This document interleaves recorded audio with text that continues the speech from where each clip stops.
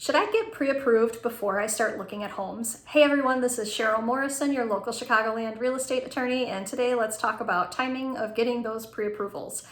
Unlike most things in the law, this one I can give a very clear answer for you. Yes, do absolutely get your pre-approval letter before you start looking at homes.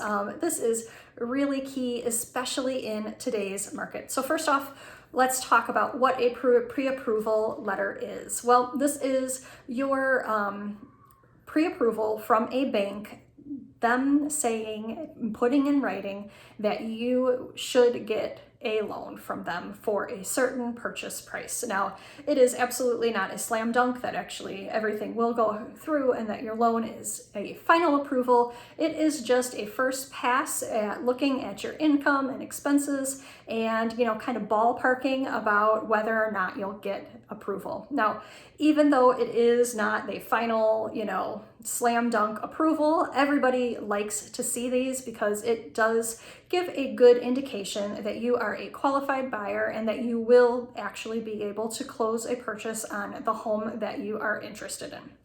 Because of that, oftentimes sellers want to see these things. They want to know that you are a good buyer and that you should be able to actually close this deal, because if not, they want to move on to somebody who can, right? So do you need one before you start looking? Yes, absolutely. You absolutely need one. And here's why.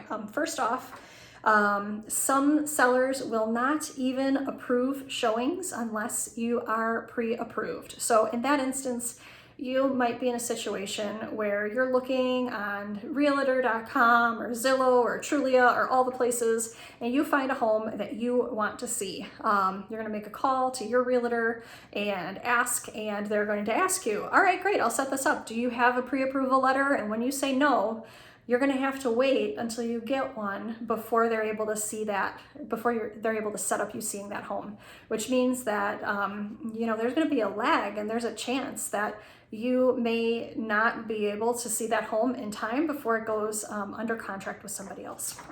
Which brings us to the next reason why, yes, you absolutely need that pre-approval letter before you start looking. And that's because right now the market is moving really quick because there's low inventory. Sellers are frequently getting multiple showings the very day that they put the house on the market. And, sometimes they're even getting offers in those first few days as well. If you are waiting until you see a property that you're interested in to go about getting your pre-approval, it very well could be under contract before you even have a chance to set up that showing. And you absolutely don't want to be in that situation where you find the perfect home, but you, just aren't able to see it in time because you haven't done the work that you need to do to get there. And then finally, it's just a good idea because you, until you have that letter in hand, you're really making a guess on how much you can afford to buy. And you'd hate to be spending time looking at homes that you really can't get qualified for and fall in love with something that is outside your price range and then only later find out that you really can't go through with that transaction. That would, waste a lot of your time.